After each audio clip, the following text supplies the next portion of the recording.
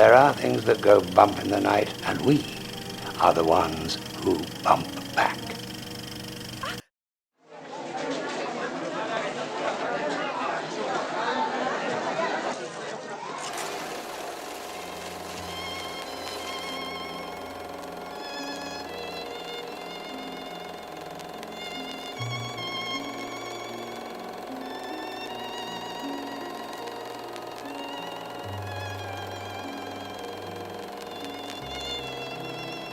I once heard someone say that knowledge is knowing that Frankenstein is not the monster, but that wisdom is knowing that Frankenstein is the monster. Guillermo del Toro's inspiration comes from all over, and we're only going to scratch the surface here, but I think the source of inspiration that made the biggest impact on him was James Whale's 1931 classic, Frankenstein. He first saw it when he was a little kid, but when he went back and saw it again as a teenager, he describes having a religious experience. Some people found Jesus on the road to Damascus. I found the creature of Frankenstein. When you think about it, there's a lot of religious subtext in Frankenstein. Life was shot into him from the heavens, his creator made him in his own image, and in the movie at least, he's a peaceful creature that gets tortured and killed by an angry mob that's afraid of him. Part of the reason the monster had such a profound effect on Del Toro is because of something called syncretism, which is what happened when the Spanish invaded Mexico in the 1500s. In an attempt to convert the native population to Christianity, the Spanish fused the region's existing mythologies with Catholicism, creating a sort of hybrid blend of spirituality and fundamentalist beliefs. So the generations of Mexicans that followed ended up with a belief structure that wasn't quite Mesoamerican and wasn't quite Christianity. Growing up in an environment like this meant that forest spirits, ghosts, and biblical stories were all lumped together as truth, and to Del Toro, Frankenstein carried the same symbolic weight. The monster represented a sort of innocence that can only come from a supernatural creature, whereas his creator is a narcissistic mad scientist with a god complex. It's alive! In the name of God! Now I know what it feels like to be God! In Frankenstein, Del Toro saw potential for monsters to be a tool to teach valuable lessons, and he set out to write his own stories. When it comes to monsters, it's grandparents who are most likely to tell stories about them, and it's children who are most likely to believe those stories. So that's what Del Toro chose to focus on. I'm not interested in young people's movies. I'm interested in kids, monsters, or old people. Those are my ideals to have on the screen. This duality between powerful men and the misunderstood monsters they bring into the world is something that's permeated through every one of Del Toro's movies. This is what scared you, huh? Gee, you should be used to it by now. We'll get to that one. In Kronos, his first movie, Del Toro shows us perhaps his most sympathetic monster. We meet him when he's a respectable and charming old man, and his transformation comes in a pretty transparent metaphor for addiction. Just in case anyone missed the subtext, Del Toro gives us his party scene about halfway through the movie when the main character follows someone into the bathroom to lick some blood left over from their nosebleed. Before long, he's a full-on bloodthirsty monster, but we can kind of forgive him for it, because we saw what it took him to get there. Jesus is immortal, he has porcelain skin, the sun burns him, and he's thirsty for blood. On all accounts, he's a monster that we should be afraid of, but Del Toro carefully crafted the story to allow us to look past the surface and see what the monster really represents. A Del Toro monster is frightening not just because of what they do or how they look, but because we can see in them the things that scare us about ourselves. Look at the Pale Man from Pan's Labyrinth, for example. Objectively terrifying. But if you look beyond the scares, there's clues all around him that show you what he represents. We can tell that he's incredibly wealthy because of the lavish banquet hall. We know that he's got all the food in the world but refuses to share it with the hungry. We can tell from his sagging skin that he was once enormously fat but is now starving. And because of the pile of little shoes, we know that what he loves to eat most of all is children. The Pale Man is a manifestation of greed that feeds on the young to survive, and Del Toro gets all that across with visual storytelling. It's subtle, but that's why the Pale Man is one of Del Toro's most memorable monsters.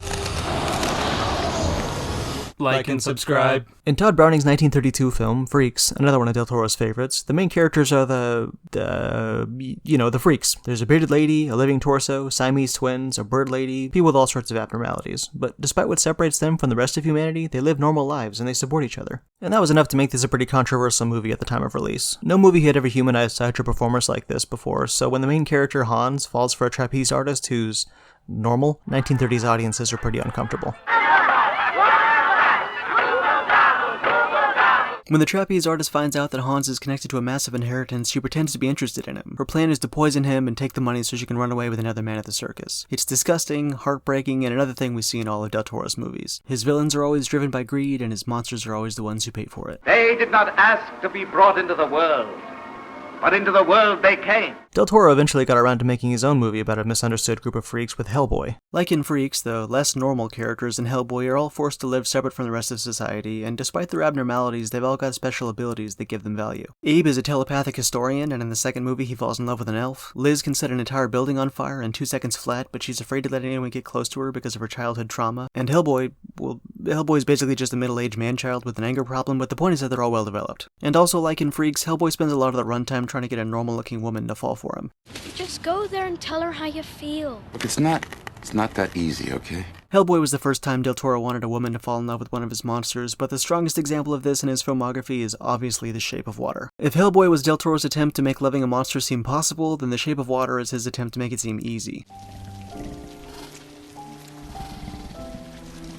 Instead of representing the dark side of humanity, this time the monster represents nature. He's beautiful and pure, and he comes from a pre-industrial time when greed wasn't being mass-produced. If you look at this movie's predecessor, the creature from the Black Lagoon, the monster was villainized from the very start. There's this shot where we get our first real good look at the Gill Man. The hot love interest of the movie has gotten bored while the men are off sciencing somewhere, so she decides to go for a dip in the Black Lagoon. She doesn't know it, but just beneath the surface the creature is watching her, captivated by her. It's a beautiful image, and Del Toro has said many times that as a kid watching this, he was sure the two of them were going to end up together. Instead, the Gill Man ends up the victim of a home invasion, and like Frankenstein, by the end of the movie, when the well-off white man with a gun kills the creature, you can't help but feel sorry for him. Yeah, I was a kid and I didn't know better, and I thought, oh gee, I hope they end up together.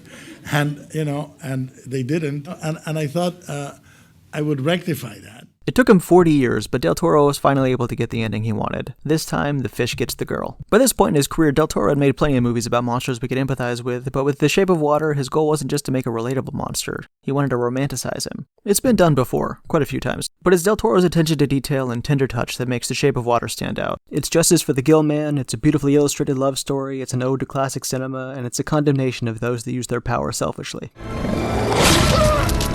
So that's monsters. Del Toro's covered them from every angle. But if we go back to the beginning... Kids, monsters, or old people? The movie in his filmography that best represents both children and old people is the first one he ever wrote, and it's entirely populated by children, monsters, and old people. Besides this guy. That's how you know he's the villain. Broadly speaking, children and old people are the most likely to connect with a story about monsters. They're both disconnected enough from the modern world to be able to afford an indulgence in fantasy, and that's where monsters thrive. The first of his two movies, set at the end of the Spanish Civil War, The Devil's Backbone takes place miles away from the nearest town at an orphanage run by an elderly anti-nationalist couple. Children whose parents were killed in the war get dumped to the orphanage, where they live nearly oblivious to the war going on outside their walls. What plays out inside the orphanage is a small-scale version of the war at large. There's a young authoritarian who wants to hoard all the gold, own more land, and kill anyone who gets in his way. The poor and the weak outnumber him, so they rise out to fight back, leaving both sides permanently scarred. It should be no surprise if we see Del Toro's reaction to the war delivered most clearly through the film's monster, which in this case is the ghost of the murdered orphan, Santi. Del Toro uses Santi as a metaphor to describe the eternal pain caused by war, and he actually explains the metaphor in the opening monologue. ¿Qué es un fantasma?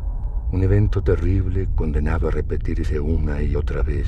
Un instante de dolor, quizá. Algo muerto que parece por momentos vivo aún.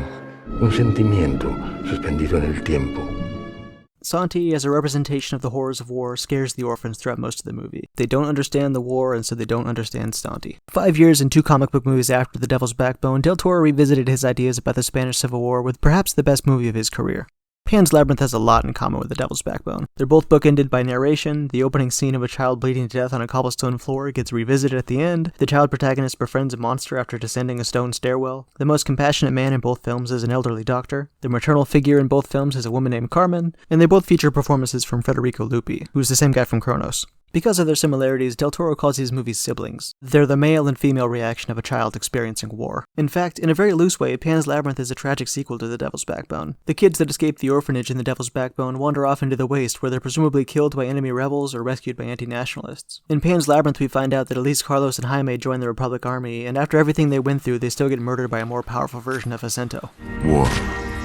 War never changes. The main way Pan's Labyrinth differentiates itself from The Devil's Backbone is by delving pretty deeply into the fantasy genre. All the tropes are here. A young girl wanders ambiguously into a dream. A magical character tests the protagonist's purity through a series of tests. There's a shifting labyrinth, gods demanding bloodshed, child-eating monsters. The whole thing's just filled with fantasy. Del Toro felt like traditional fantasy stories have so much potential to teach great lessons, but are often bogged down with dated messages, especially for young girls. So because a great fantasy story was written in the 1800s, it'll have a conclusion where the guy kills a monster to win the love of a princess, or a girl learns to stay home and listen to her parents. parents. Like Carlos, Ophelia runs away from absent parents to a secret place where magic still exists. It's a place where she believes she can talk to a magical spirit who will befriend her during the most confusing and frightening time in her life. For that reason, and a lot of others, Del Toro's most apparent influence for both movies is the 1973 film The Spirit of the Beehive. Just like Pan's Labyrinth, the film takes place right at the end of the Spanish Civil War, when the country was still divided and anti-nationalists were still being hunted down by agents of Franco's New Spain. The film opens with the main character, 7-year-old Anna, seeing the movie Frankenstein for the first time. She's not quite old enough to understand the movie, especially the death of the monster and the young girl, but the movie has a profound effect on her. Sound familiar? When she asks her older sister to explain why the villagers killed the monster, she is told that everything in the movie is fake, the monster is still alive, and that she's spoken to him before. She explains that Frankenstein is a spirit, and if you're his friend, you can call him to you.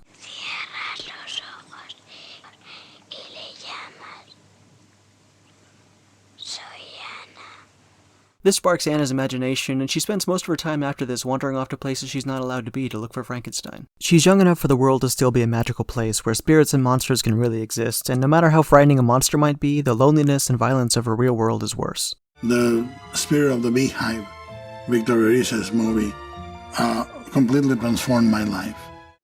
Whether Guillermo del Toro's characters are childlike or literal children, he's time and time again used that unique perspective to invite us into his meticulously crafted worlds. He uses childish naivete to share his sense of wonder with the world. Wonder at the cruelty of mankind, wonder at the majesty of nature, and wonder at the unsolved mysteries of the universe that have been driving genre fantasy for thousands of years. Fairy tales are ancient, but timeless, and by fusing fairy tales with a modern world in his movies, del Toro's work will surely be timeless as well. Monsters, outcasts, fantasy, war, and the poor children caught in the middle of it all. Every one of del Toro's movies is a fable that warns about the dangers of the world by illuminating the monsters that lurk in the dark. In those dark spaces and down those dark hallways are the things that scare us most. Our secrets and our sins, our futures and our pasts, and thanks to Guillermo del Toro, they're given a physical form that demands to be seen.